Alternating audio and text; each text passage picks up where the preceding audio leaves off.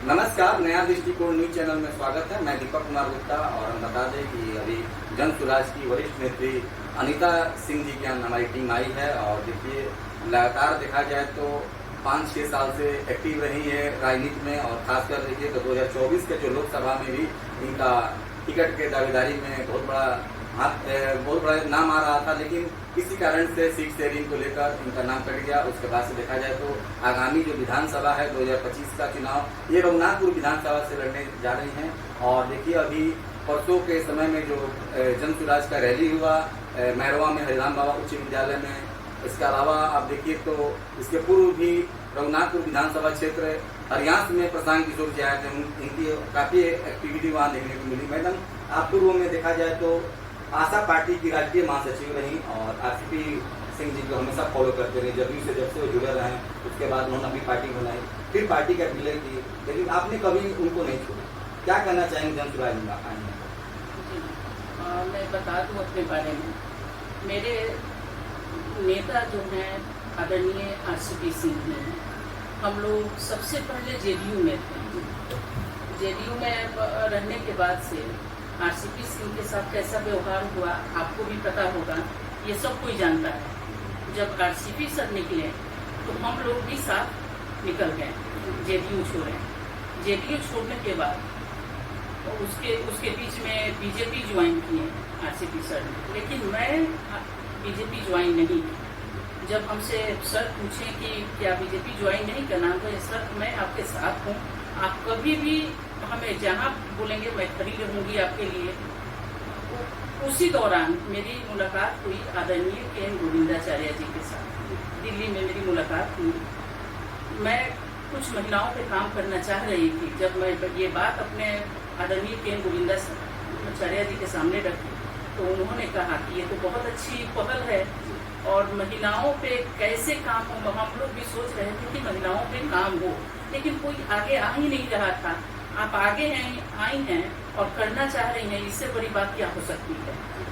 तो उनके दिशा निर्देश पे मैं सेनेटरी पैड की जागरूकता अभियान पे लग गई और उन्हीं के कहा अनुसार मैं सीवान के 150 या 200 के करीब जो गांव में पहुंची हूँ, उन्हीं के दिशा निर्देश में मैं पहुंची हूँ और मतलब सेनेटरी पैड के जागरूकता अभियान पे।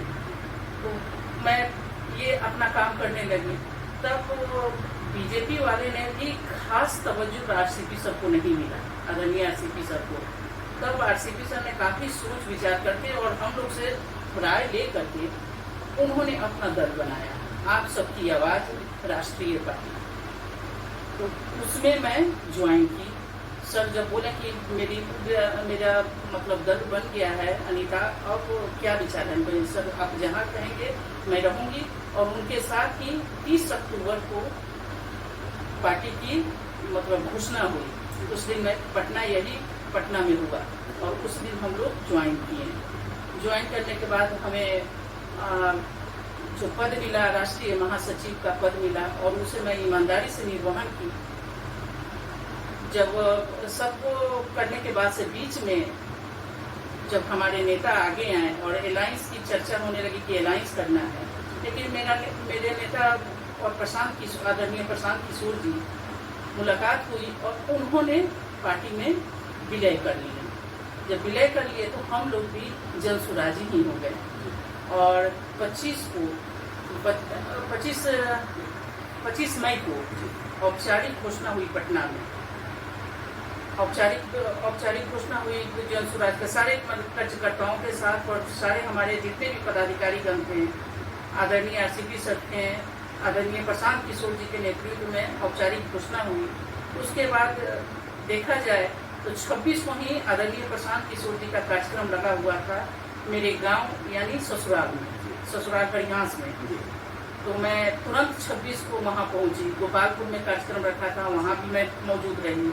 हरियाणा में कार्यक्रम हुआ, वहाँ भी मैं मौजूद रही। रघुनाथपुर में कार्यक्रम हुआ, राजपुर फील्ड में, वहाँ भी मैं मौजूद रही। तो उसके बाद से हम लोग जनसुराजी हो गए और जन सुराज का मुद्दा लेकर के अब हम जनसंपर्क अभियान में मैं जुड़ गई।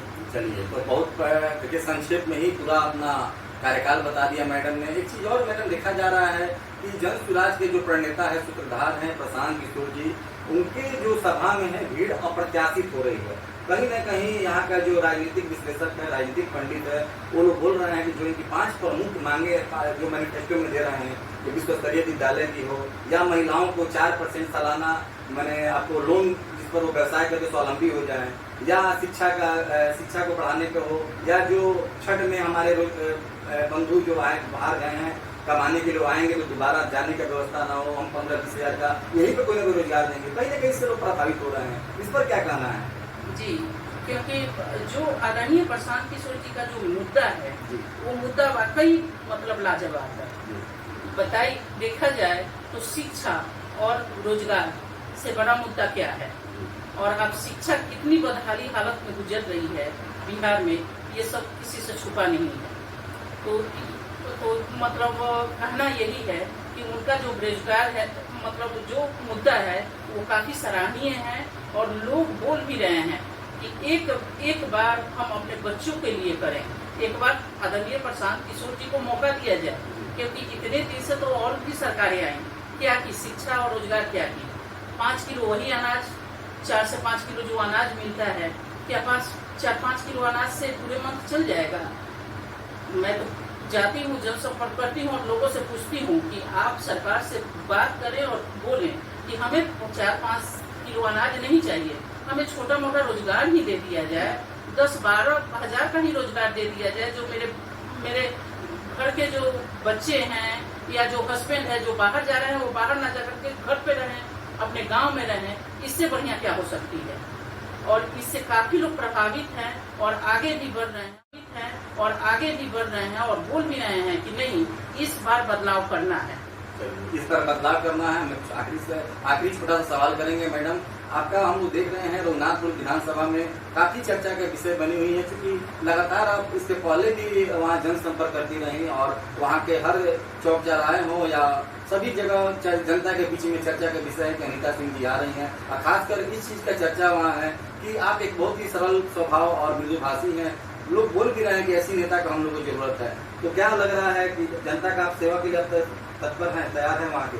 जी बिल्कुल, और देखा जाए तो कंपटीशन तो सारी जगह है, कंपटीशन सारी जगह, सब कोई अपने अपने बातों से प्रभावित करने की कोशिश कर रहे हैं, लेकिन मैं भी जा रही हूँ, मैं भी रघुनाथपुर विधानसभा में जनसंपर्क अभियान कर रही हूँ, लेकिन जो खास करके आधी आबादी महिलाएं हैं उनको एकदम पूरा विश्वास है कि अगर अनीता सिंह आती हैं, अगर उठी विधानसभा से तो हम लोग की आवाज बन सकती है, क्योंकि जो मैं काम की हूँ, पहले से भी जो सैनिटरी पैड में काम की हूँ, उन लोगों को परिचय की मैं मोहताज नहीं हूँ, उन लोग को पता है कि हाँ यही अनीता सिंह है और हम लोग के बीच में आई हुई है। कोई ये जो बोल रहा है कि पहली बार आप आ रही हैं, तो मैं बता दूं उन लोगों की मैं पहली बार नहीं विजिट कर रही हूँ। रघुनाथपुर सीवान में 150-200 गाँव में मैं ऐसे ही नहीं पहुँची हूँ और लोग हमें जानते भी हैं। मैं कहीं कहीं ऐसा है कि उस गांव की महिलाएं जो सैनिटरी पैड से जुड़े हुए हैं, मैं जा रही हूं तो वो लोग पद यात्रा कर रहे हैं, मेरे साथ लेकर के डोर टू डोर जा रहे हैं, तो उनको है उत्साह है, काफी उत्साह है कि नहीं ये अगर आती हैं तो हम लोग के लिए, और खास करके मेरी नारी शक्ति है, तो मैं तो उन लोग के लिए आवाज आज से नहीं बहुत पहले से उठा रही हूँ। 2-3 साल हो गया मैं उन लोग की आवाज बनी हुई हूँ कि कैसे उनको शिक्षा, रोजगार, सुरक्षा कैसे मिले उनको, इस पर मैं स्वावलंबन कैसे हो, अपने मतलब पैरों पर कैसे खड़ी हो, इसके लिए मेरा अभियान है और मैं लगी हूँ। चलिए, तो इसके लिए अभियान है, और देखिए स्पष्ट शब्द में पहले भी बता चुकी हैं कि सैनिटरी पैड जब से इन्होंने के.एन. गोविंदाचार्य जी से परिचय किया कि महिलाओं को हमको सर काम करना है, तो उन्होंने अच्छा उनको सुझाव दिया था। और इससे पहले भी हम लोग कई खबरों में आपको दिखलाए भी थे, और आपको हम होली मिलन में भी दिखलाए थे। अनीता सिंह जी का आवास पर जब आए थे तो सैकड़ों की तादाद में माताएं बहनें यहाँ पर आई थी, सभी लोग होली मिलन किए गए। तो देखा जाए सचमुच में तो महिलाओं पर अच्छी पैठ है, खासकर वहाँ की जनता में देखा जाए तो इनका विश्वास बढ़ता जा रहा है, कहीं न कहीं किसी परिचय की मोहताज नहीं है और किसी परिचय की मोहताज नहीं है। ऐसी हमारे साथ अनीता सिंह जी, जन स्वराज से भावी प्रत्याशी रघुनाथपुर। कैमरामैन राजेश जी के साथ मैं दीपक कुमार, नया दृष्टिकोण सीमा। और मैं आपके चैनल के माध्यम से रघुनाथपुर की जितने भी आदरणीय और सम्मानित जनता है और खास करके नारी शक्ति हैं, उनको मैं बहुत बहुत धन्यवाद एवं सादर अभिनंदन और वंदन करती हूँ। और साथ ही खास करके जितने भी जनता जनार्दन है रघुनाथपुर के और नारी शक्ति, उन लोग को आह्वान करती हूँ कि अगले विधानसभा में आप आगे आएं और अपना बहुमूल्य मत दे करके अपना फर्ज निभाएं।